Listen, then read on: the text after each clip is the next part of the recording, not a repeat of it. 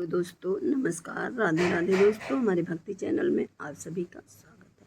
हम आज आपको एक रामायण से जुड़ी कहानी सुनाने जा रहे हूँ। यह कहानी आप लोग को कैसे लगेगी कमेंट में ज़रूर बताइएगा। चलिए सुनाते हैं। रावण के वध के बाद अयोध्यापति श्री राम ने राजपाट संभाल लिया और प्रजा राम राज्य से खुश थी। एक समय भगवान भोलेनाथ की इच्छा भगवान श्री राम से मिलने को हुई। भगवान भोलेनाथ माता पार्वती को साथ लेकर भगवान भोलेनाथ कैलाश पर्वत से अयोध्या नगरी के लिए निकल पड़े। भगवान शिव ने माता पार्वती को अयोध्या आया देखकर श्री राम और सीता बहुत खुश हुई। माता सीता ने उनका आदर सत्कार किया और स्वयं शिव और माँ पार्वती के लिए भोजन बनाने रसोई में चली गईं। भगवान भोलेनाथ ने राम जी से पूछा, हनुमान जी दिखाई नहीं पड़ रहे हैं, वे कहाँ हैं? श्री राम बोले, वह बगीचे में होंगे। भोले जी ने श्री राम से बगीचे में जाने की अनुमति मांगी और पार्वती जी के साथ बगीचे में आ गए। बगीचे की खूबसूरती देखकर उनका मन मोहित हो गया।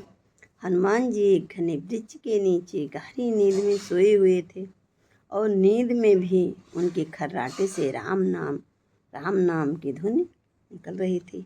चकित होकर माता पार्वती और भोलेनाथ एक दूसरे को देखने लगे। माता पार्वती मुस्कुरा उठी और पेड़ की डालियों की ओर इशारा किया।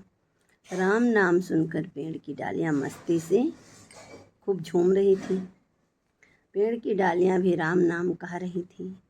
शिव जी भी राम नाम की धुन में मगन हो गए और खुद राम नाम कहकर नाचने लगे। और माता पार्वती अपने पति को देखकर उनके पैर भी थिरकने लगे। माता पार्वती और भोले जी का नृत्य देखकर स्वर्ग से देवतागण भी बगीचे में आ गए और राम नाम की धुन में माता पार्वती और भोलेनाथ के साथ सभी मस्त हो गए। माता सीता भोजन तैयार करके अपने अतिथि शिव और माता पार्वती की राह देख रही थी, पर संध्या घिरने तक वो लोग नहीं पधारे। तब देवर लक्ष्मण को बगीचे में भेजा। लक्ष्मण जी तो भाई राम की सेवा के लिए अवतार ही लिया था। उन्होंने भी बगीचे में गया।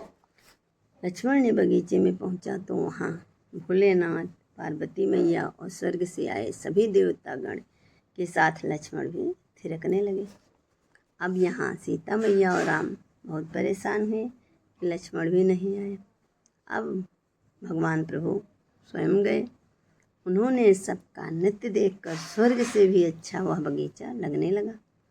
राम ने हाथ जोड़कर विनती की, हे प्रभु, चलिए आप लोग भोजन करिए। अब सब लोग शांत हुए और भोजन करने के लिए आए। सबको सीता माता ने भोजन परोसा। हनुमान जी ने कहा, हे माता, मैं राम के पहले कभी भोजन नहीं करता हूँ। सीता माता ने कहा, हे हनुमान, आज राम पहले भोजन नहीं करेंगे, आज वो अपने अतिथि को भोजन कराएंगे। तो भगवान हनुमान, भोलेनाथ, मैया पार्वती, सब देवते, बजरंगबली भी बैठ गए भोजन करने। अब माता पार्वती सीता ने भोजन परोसना शुरू किया। सब लोग भोजन कर रहे थे। बजरंगबली मेरे खूब सारा भोजन बटोरते, खाते जा रहे। मैया पार्वती ने कहा, पुत्र, ये क्या हो रहा है? हनुमान जी ने कहा, मैया, मैंने कहा था मैं अपने प्रभु के बिना भोजन नहीं करता हूँ। आज आपने भोजन करा रही हैं तो आप जाने। फिर मैया पार्वती ने जाके तुलसी माता का एक पत्ता तोड़ के ला के उस पर श्री राम लिख के भगवान हनुमान जी को भोजन परोस दिया। अब श्री राम का शब्द उनके पेट में गया, उनका पेट भर गया और सभी देवता भोजन करने के बाद जब उठने लगे तो भोलेनाथ सीता माँ की परीक्षा लेने लगे। वो उठ नहीं पा रहे थे। भोलेनाथ बोले, इतना खा लिया हूँ, उठ नहीं पा रहा हूँ, मेरा हाथ मुँह धुल दो। सीता मैया ने उनका हाथ मुँह धुला। उसके बाद भोलेनाथ उनके ऊपर कुल्ला कर दिए। सीता मैया गुस्सा नहीं हुई, पूछ ली।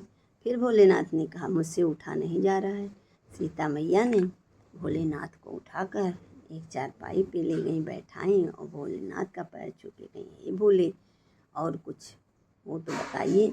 गौरा मैया ने भोलेनाथ से कहा, आप ये क्या कर रहे हैं? भोलेनाथ गौरा मैया से कहा, मैं सीता की परीक्षा ले रहा था, ये अपने परीक्षा में सफल हैं। बोले भोलेनाथ की जय, बोले सीता मैया की जय।